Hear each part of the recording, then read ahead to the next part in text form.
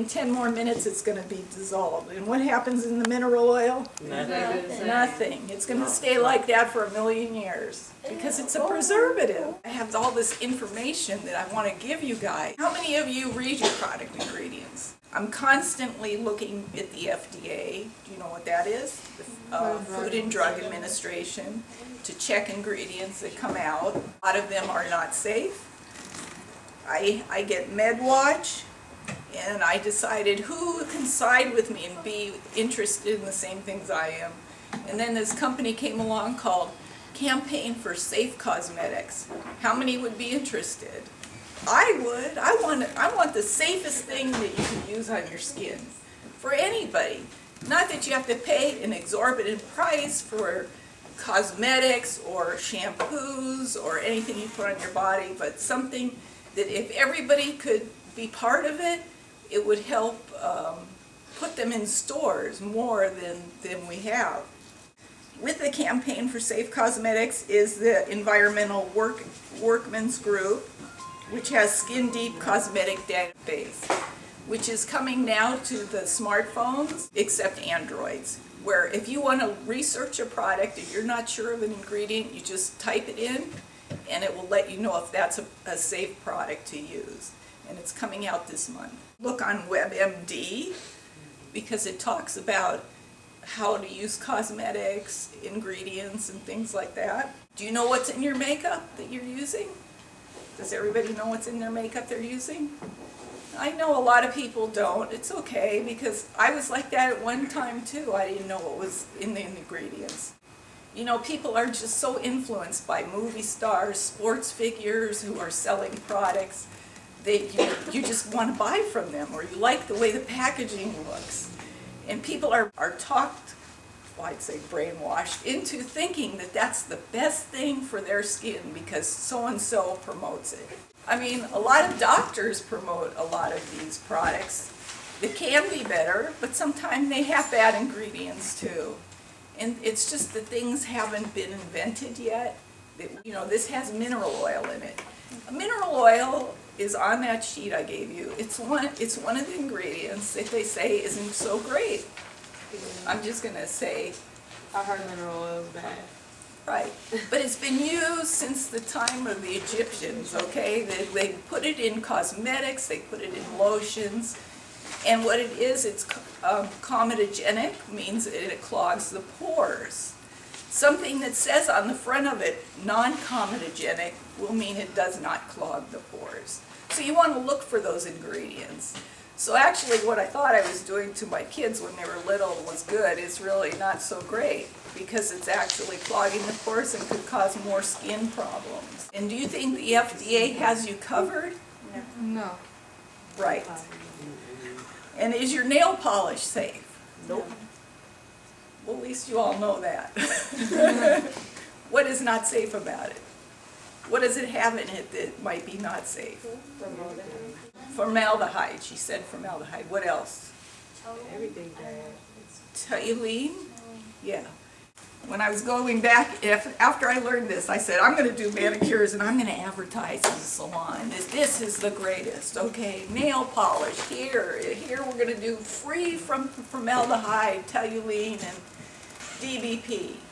All these bad ingredients.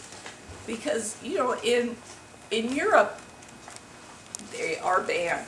You can't use these. And most of the nail polishes we have out there, they have it in. Unless they say it on it, or the company has it, you check the MSDS sheet. You want to make sure that it doesn't have these ingredients, because what it does is, in a salon, you're only allowed up to 1% formaldehyde in the products. I was going to start doing the Brazilian blowout. I went to the class, and then I heard that something about the formaldehyde level. So I went on the internet, and I'm searching and searching. I got to find, what's this about the formaldehyde level? 10% is in this product. People were getting sick and dizzy, and, you know, the people doing the hair were having a hard time with it. I don't know if you know people who are doing it. But there was then there was a lawsuit that came out, and the stylists were entitled, and the companies were entitled to money back because you know, so many problems with it. Well, apparently now they changed their formula to make it less, but a lot of the keratin straighteners out there still have some level of formaldehyde. And I went to the product company, and I keep searching for this perfect product that's not existing out there, because every time I find what I like, then they change it. They take the labeling off and used to say no formaldehyde. They realized that it does have formaldehyde because somebody checked it out, and then they took it off. They had to not label it that way. And then this one color company, I went to their class, who said it was organic. It's very difficult to say something's organic if it's not.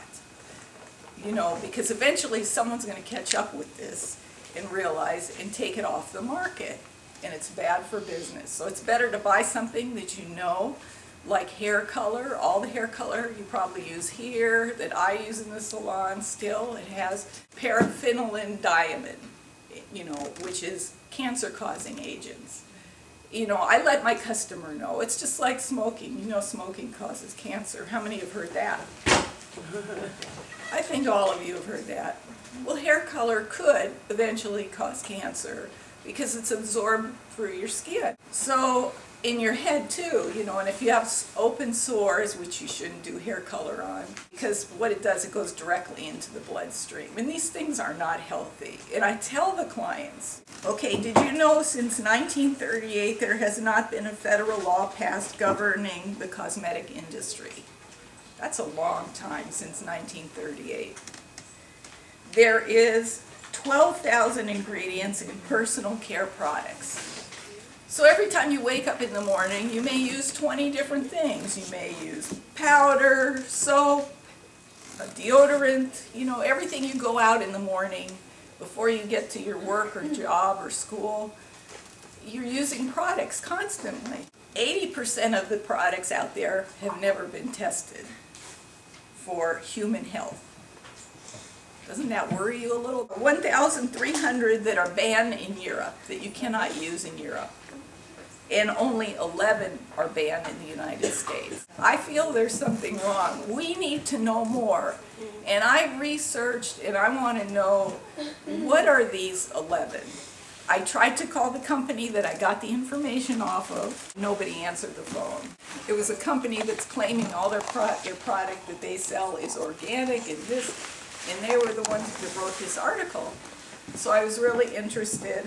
So I said, well, I'm going to have to look this up by myself, go to the FDA, check it out, and find out all these ingredients. You can make a difference too, to help the products get better out there. Because we're just all falling into this trap of, okay, it's something my mother used, I'll buy it, or something my friend uses, I'll go buy it. And we really don't look at the ingredients, which is really important. Got something on my email the other day, and I wanted to share it with you. It was because with the campaign for Safe Cosmetics, they send me all this updated information, which is good because I don't always check it out. They said, thanks to consumers like you, that the beauty industry is getting a better makeover. Walmart and Procter & Gamble have committed to eliminating toxic chemicals from their products, because people went out and made a scene. They want something done, so they're actually going out and going to take care of this. Because last week reported that P&G decided to eliminate the toxic chemicals triclosan and DEP, which is diethyl phthalate, which is used. It's very toxic. It's a fragrance in a lot of products. Most products here, they have fragrance. If it has a fragrance in it, it has phthalates, which are not healthy, which cause interruption of the hormonal system. If pregnant women are using it, it's very dangerous. Could cause fetal damage. Let me go to these MSDS sheets. Material Safety Data Sheet. That's what they're called. And anytime you work in a salon, they have this available. If not, it's on the internet for every single product that you use. Why do we need this? emergencies, things come up. We don't know what's in this product. What if somebody swallows it? I mean, you don't know. Things get, what happens if it spills on the floor and gets mixed with another chemical and it starts smoking? What do? Well, it started back in 1984. This came up because something happened in India. A chemical, it was a massive chemical that killed 3,800 people. And they realized that something has to be done, especially in the plants that manufacture, like this MSDS, the plant that does your quartz solution, quaternium ammonium compound, where they have tons of the chemicals. I mean, anything could happen. It could start on fire if you mix it with certain things. You could call companies, like let's say you bought a lipstick the other day. You could call the company and ask them, I would like your MSDS sheet. I mean, I've had companies that go, what's that? I don't know. You know, they have to give you this information if you request it, because it's important information. Although it's not based on, it says that they had few chemicals, they have no well-defined safe level of exposure. Like let's say lipstick, you know, what is the safe level of exposure? All MSDS sheets have sections. So the first section is product description. Does everybody see that on their MSDS sheets? For the William Marvin Company Incorporated. This is the quartz you use here. It gives you a description of the product and information. And that word near the bottom, it says SARA, SARA information. SARA stands for Super Fund Amendments and Reauthorization Act, to let you know certain descriptions about that particular ingredient. A little bit of idea about these MSDS sheets that I did get from my references were the Food and Drug Administration, the Environmental Workmen's Group, and Skin Deep Database, WebMD, and the Campaign for Safe Cosmetics. In the beauty industry, we're surrounded by these dangerous chemicals. So what can we do to protect her? Number one on the list was parabens. Lately, I look for shampoos that say paraben-free. I don't know, I feel it must be better if it says paraben-free. Butyl paraben, isopropyl paraben, propyl paraben, etc. These are preservatives that kills fungus. That's what it is. It's a preservative that kills fungus. It's in baby shampoo, eye products, lotion, nail color, wave set lotions, and it also could cause contact dermatitis, which is skin rash. Okay, then there's the MEA, the DEA, and the TEA. Look up what these are. It's really interesting because it takes you to one site and then suddenly you're on the next site, you want to know more about it. BHA is not to be confused with BHA, which is the one used for facials, beta-hydroxy acid. The butylated hydroxysol is actually also a preservative. And don't confuse it with the other one. The other one's a salicylic acid used for exfoliation when you do facials. And these preservatives are very dangerous depending on the amount used. Okay, triclosan. That's a very common in liquid soaps and hand sanitizers. We see all these hand sanitizers all over town now, and we automatically go over to them. We don't really look at the ingredients, but triclosan is in a lot of these. And actually what it does, it actually could, using too much of it, could actually cause that superbug. You can't fight the superbug like the flu because it does something. So they are saying bad things about triclosan. I love these companies who advertise on television. They say everything's wonderful. I want to see somebody say it's free from parabens, it's healthy for your skin, it's 100% organic. If they were able to do that, it would, you know, because if it's really organic and healthy, of course it's fresh and it would expire. You can't use something like that in the salon because it will go rancid just like that. Mineral oil, I talked about it, it's comedogenic, I'm saying it right, You want something that's non-comedogenic, that won't clog your pores, because it won't allow the skin to breathe, and your skin needs oxygen to stay healthy. Okay, fragrance. I put next to it essential oils.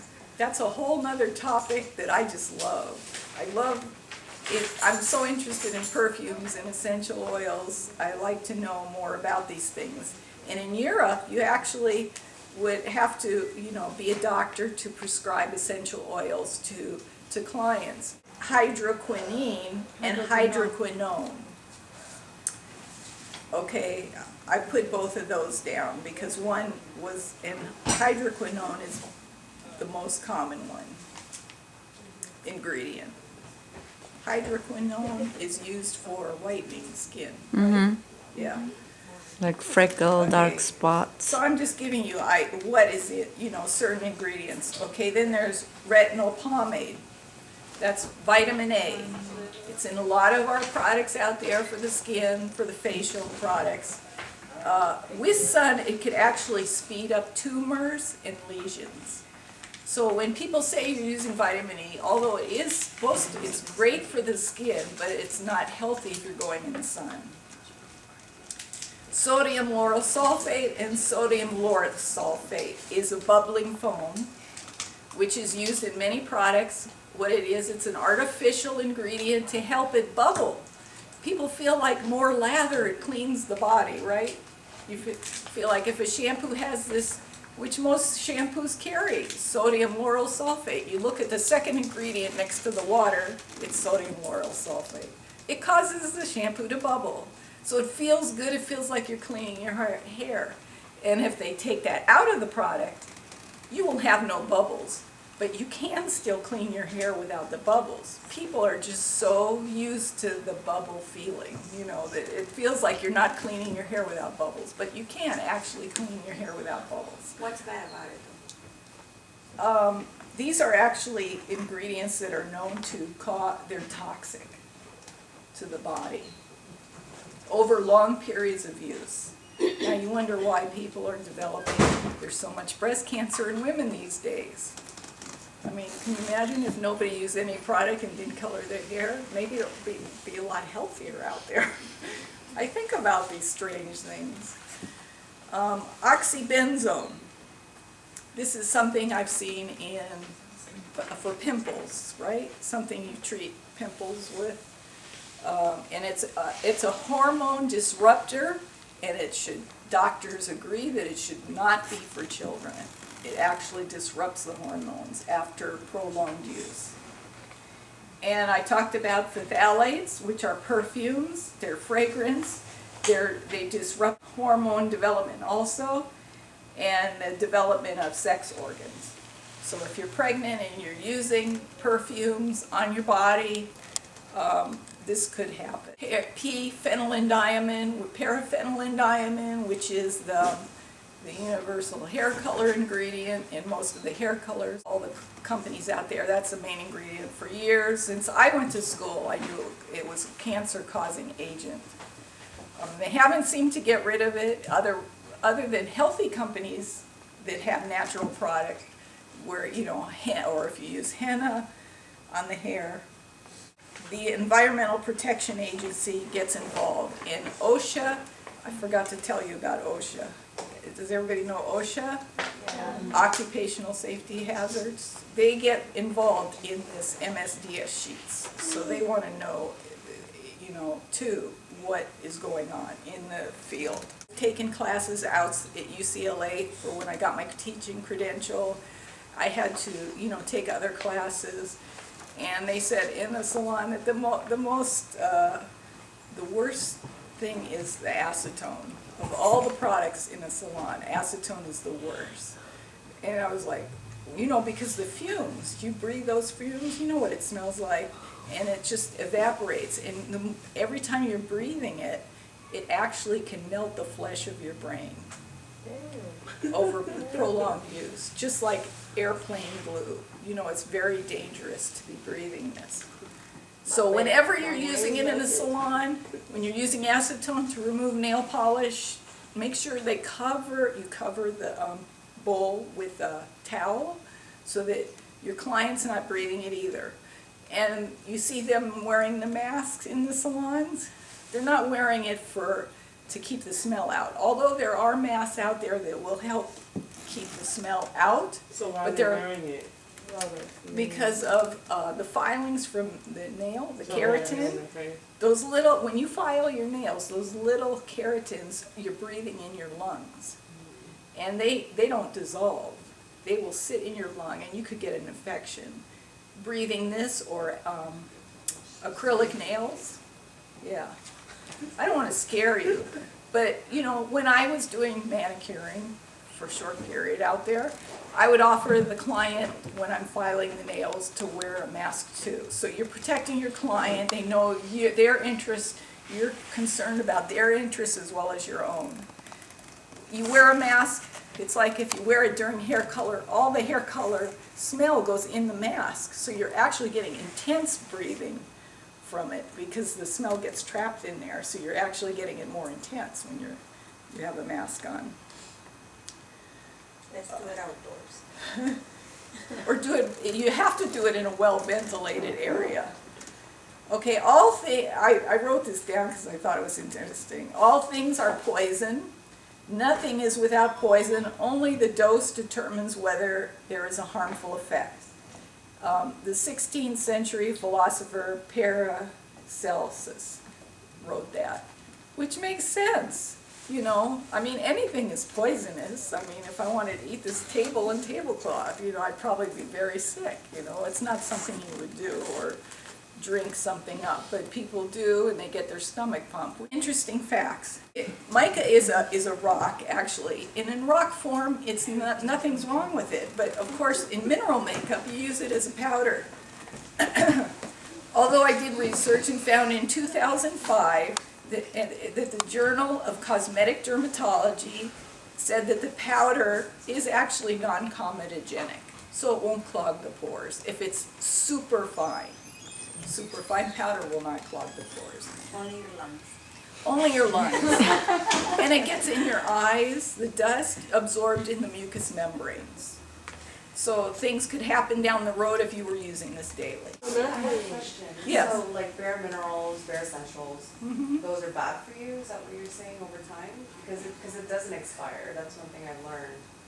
Well, like I said, you know, everything in amount you use, but when those little fine dust powders you're breathing, just like the nails, you know, if you do a nails continually and you're breathing those little fine keratin, you know, it's going to be in your lungs, and eventually you could develop lung problems. Yeah.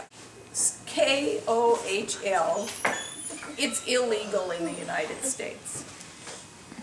It was used back in the Egyptian time, and people were using it. It actually there's lead and arsenic, which are very dangerous. Okay. As an eyeliner, right? Right. Yeah, it's a powder. I mean, maybe people, it gets here past the FDA and people don't know, and it could still be in some of your product. I don't know, but you want to check because it's not legal in the United States. Okay, lipstick today still contains lead. Now this is what got me started in this whole thing, other than the Brazilian thermal straightenings, was lipstick. Because I saw a sign by the bus stop one day and it says, do you know in your lifetime you consume, if you put lipstick on daily, you actually consume 5 pounds in your lifetime by licking it on your mouth? And it's about 80% of the lipsticks out there still contain lead in it. Lead is a very toxic thing. It's dangerous. Okay, but the FDA can't regulate all these lipsticks. Many things with red in it have it. You can check, if you go to this Campaign for Safe Cosmetic, they'll send you to site, you can check out what lipstick you have, if it does, and what amount of lead it does contain in it, because you want something safe to put by your mouth constantly. DMDM, hydantoin, causes cancer, causing formaldehydes. So it actually has formaldehydes in it, a little bit. Okay, and then when we get over to the color, like things are colored, we have color in this, we have color in this, color in this, everything has color. If everything didn't have color, it would probably be really clear, and it would be hard to tell things apart. So you really have to label everything. But color is not safe either, okay? There's color additives, 1, 2, 3, 4 are illegal in the United States. Some of them will say on the back of the product what colors it contains. Okay, and the yellow dye number 5 is under investigation right now because they found it causes hyperactivity in children. But just always wear gloves, wear goggles, things, and ventilate the room so you don't have to be around all of that. Okay, carmine, does anybody know what carmine is? It's a red dye, something red. Very good. It is a red dye. Do you know where it comes from? A plant or something? It's on a plant. It's actually a beetle bug. It's a bug, and it's been used for centuries. I was at Mission Leones Adobe the other day, and they had a bunch of cactus there, and I asked her if I could have a piece because I was giving this class. This is a piece of cactus, and they look like they're white. It looks like powder on the plant, but if you push it with your finger, blood will come out. What's that? Carmine. This one. It's also called cochineal, which is a beetle-like insect. They're very teeny, but you push them and it's like blood. We don't like to say blood, but they're using blood in the product to color your lipsticks, your blushes, your foundations. They still use it today. There's no law. They didn't make this a regulation. I mean, don't you think something like this should be regulated or they should get read from another source? Okay, so I just wanted to show you that I don't want to touch it or bring it out because there are bugs in there. In a salon, I learned early, never concoct your own solutions for the hair, for the face. You've got a blender going, and I'm going to give you the chocolate facial that is so great for your skin, and you're mixing it yourself for customers. This is not legal. Why do you think so? Does anybody know? Yeah, if something happened, but you're not any liable for You it. could lose your license over it. It's better that you order from a company that has a reputable standing, that you could check in case something happens, somebody has an allergic reaction. Track it down, maybe the product had expired. You always want to check for expiration. Check all the products you have. Is it expired? Mark it on your thing, 2006 here. You know, every product has an expiration date because sometimes it's been sitting on a shelf and just so long it just expired and it's no good, or it's diluted down and it's just not effective. Plus legal reasons and allergies. People may be allergic to something. That's why it's very important to do a client consultation form. I do it when people come in the salon. I ask health history. What are you allergic to? I'm allergic to chocolate and strawberries. I don't, you know, if people are, you see these things, you want to stay away from things that will not, you want them to come back. You don't want them not to come in because they didn't like the smell of your strawberry and plus they're allergic to it or something. So you have to always check the ingredients, what you're using on the person. I have a client, she told me she can't have anything with fish oil in it and she can't have anything with rosemary. So I always have to check the back of, you know, the bottle, make sure it doesn't have this because she could have a deathly allergic reaction. And I don't carry an EpiPen on me in case somebody did have this reaction. It could cause swelling, shortness of breath, and even death. So you want to make sure people aren't allergic to certain products. How do you know which sources are credible? How do you know which ones to trust or which ones are ones that you should believe? Well, I'd say the Bible is the FDA, Food and Drug Administration. Go there first, check it out, see what they have to say.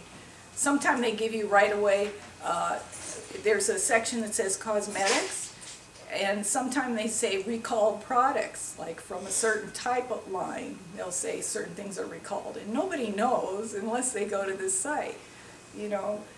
So they are always sending me information, and also somehow I asked to be on the Med Watch, which I don't know why, but now I know things that go on in a hospital I would think I'd rather not know. Because they send you information as a healthcare provider and a risk manager, things about equipment that is faulty, and even products that are used to anesthetics. I'm like, I don't want to know this, you know? But it's interesting because sometimes they talk about medications that I know people are taking that are recalled. So it actually does give some good information that I would like to know. So I'm going to just pour some in here.